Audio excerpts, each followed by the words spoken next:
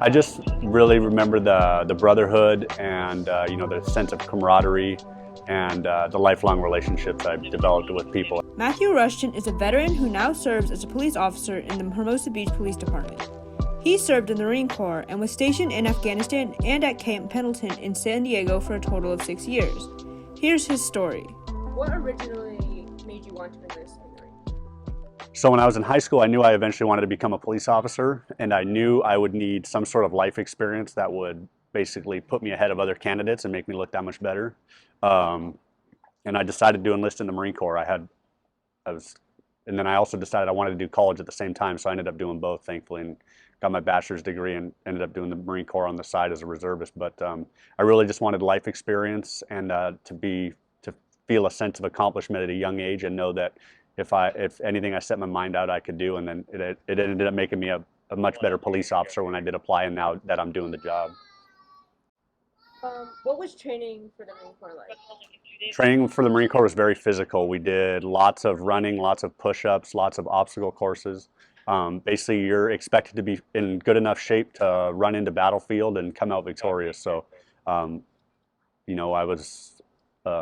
was in the best physical shape of my life. Everybody around me was in the best physical shapes of their lives. And when you go into combat, you have to be ready to go on long hikes, be able to run, maybe drag a buddy out of a kill zone, or drag a wounded friend out. So you got to be physically fit and ready to go. So training was very physically demanding, but it got you ready for combat and for war. Was there anything that you had to adapt to moving from the Marine Corps back to Yes, absolutely. So in the military in general, you kind of develop, for lack of a better word, a potty mouth, and I tended to swear a lot. And you're technically you're dealing with people from another country that don't necessarily know American customs, American values, and you're more or less the boss wherever you go, right? You're kind of in charge. Well, in police work, you're not the boss, right? You work for the community, you work for the people. You're expected to be the embodiment of a police officer and uphold and treat everybody with dignity and respect.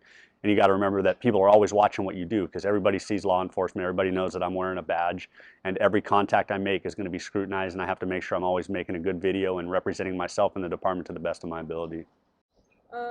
Is there anything that you have taken from your time in the Marine Corps that you use now? Yeah.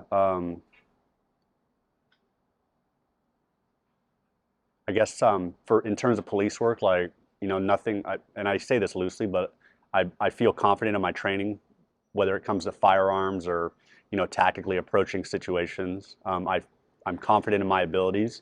I'm confident in that my past experiences will make me make the right decisions out here in the field on any situation.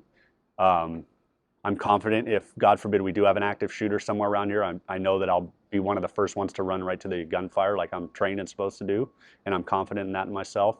And I don't think I could say that if I had not done my time in the Marine Corps. I think that really, the term they use is the warrior mindset, where you learn that, you can't rely on somebody else. People will rely on you, right? So people calling 911 are calling for your help. So you need to be the one that shows up and helps. You need to be the one that shows up and is brave enough and knows what to do to handle whatever situation someone calls on you. And you need to be kind of like a guardian angel for the citizens and for the people that get victimized or can't take care of themselves to the same ability that I can take care of others. Do you think the standard of care for veterans after they finish serving is increasing or decreasing? I think it's definitely gotten better. Thankfully, I wasn't too injured. I have some hearing loss, but that's about the extent of my disabilities. I do have friends that have lost limbs and are currently, permanently paralyzed, and I think they get great care.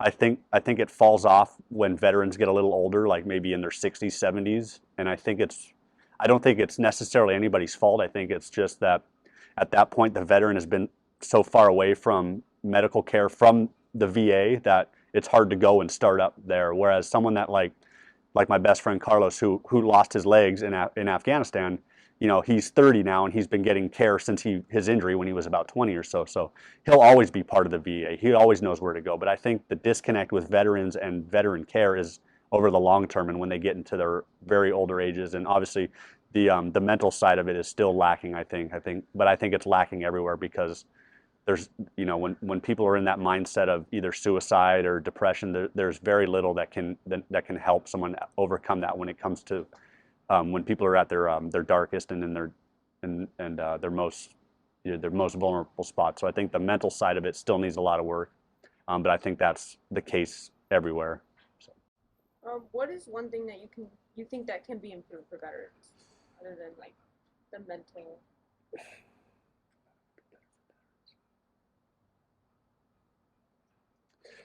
I don't know that I can answer that because everything for me, I didn't live through the Vietnam era when guys came back from war and everybody hated them. I came back and I was more or less a hero. So I don't really know of anything that I can attest to that I would improve. I'm very thankful for everything the military and the government ever gave me. They like I said, they took care of my best friend Carlos. They've been taking care of him. Yeah, I guess it would just go back to the mental health side of it and the depression and the suicide, all that stuff. What does Veterans Day mean to you? For me, Veterans Day is somber because I remember a lot of friends that have passed away. I remember a lot of former military members that have passed away, and it's also a day where I like to celebrate both what they've accomplished and what veterans since the beginning of America have accomplished. And but it is somber because I definitely remember some of the friends I lost and a lot of people that have died to get us where we are today.